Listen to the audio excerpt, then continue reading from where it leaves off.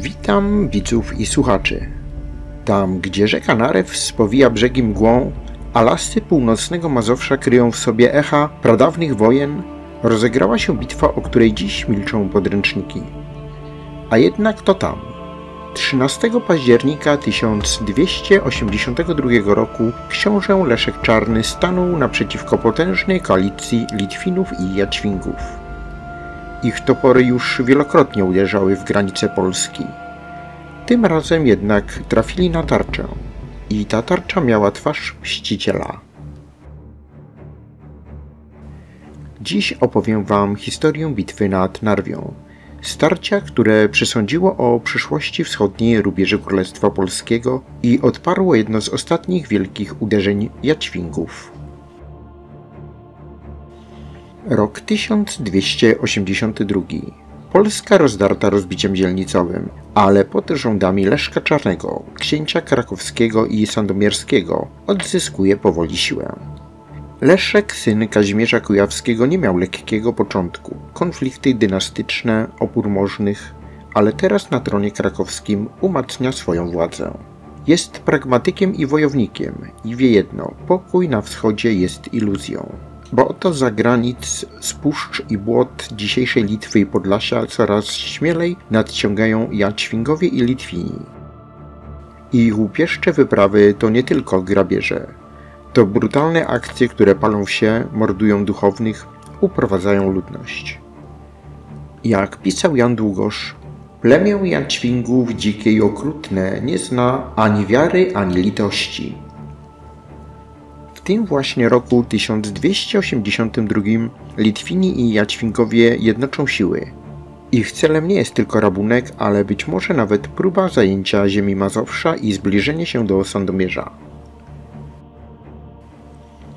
Według hipotez niektórych kronikarzy całą wyprawę mógł inspirować litewski książę Trojden, wspierany przez wojowników z plemion Nadniemnem i Czarnej Hańczy.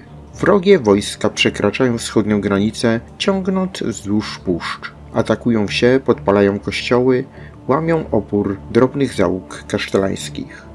Kierują się ku Narwi i wtedy pojawia się Leszek Czarny. Nie zwleka, nie czeka, aż spalą Płock. Rusza zbrojnie z Krakowa przez Sandomierz do północnego Mazowsza. Prowadzi ze sobą jazdę rycerską i zbrojnych z Małopolski.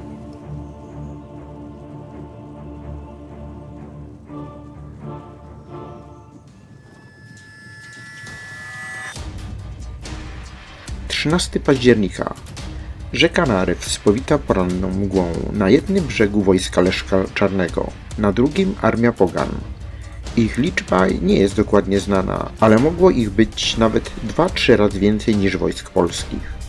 Polacy rozbijają obóz na lekkim wzniesieniu. Leszek nie planuje długiego oczekiwania. Postanawia uderzyć z zaskoczenia.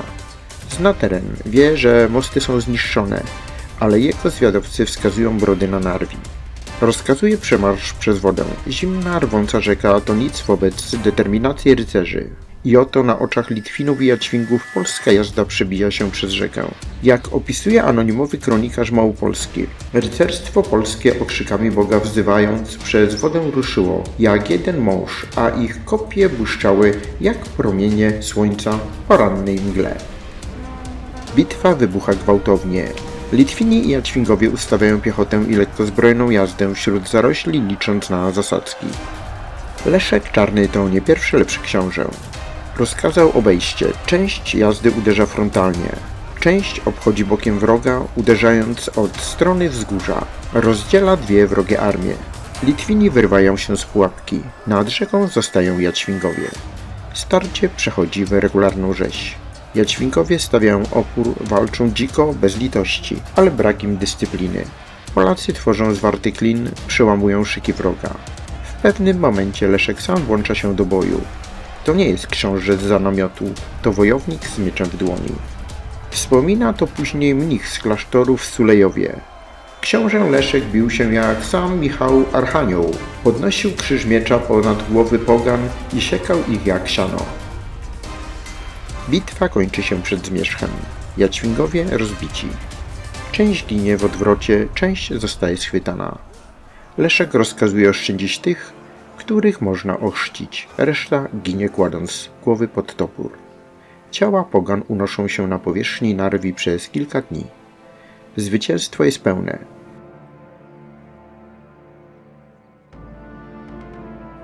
Książę wie, że to tylko epizod w większej wojnie.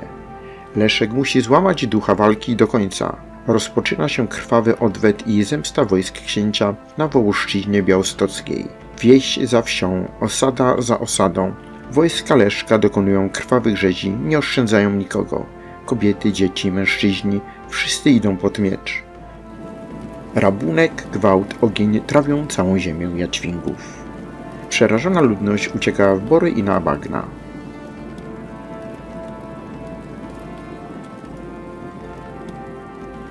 Bitwa nad Narwią to ostatni wielki sukces Leszka Czarnego w obronie przed poganami ze wschodu.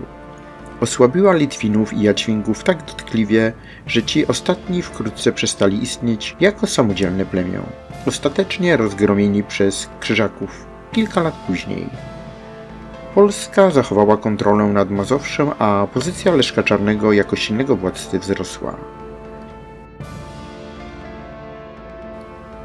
Mgły Narwi rozwiały się, ale echa tej bitwy trwały przez stulecia. Tamtejsza ludność jeszcze przez dziesięciolecia wspominała krwawy odwet polskiego księcia. Wysoczyzna białostocka została wyludniona. Zgliszcza wiosek i osad porosły trawą, wśród których bieliły się kości pomordowanych Jadźwingów.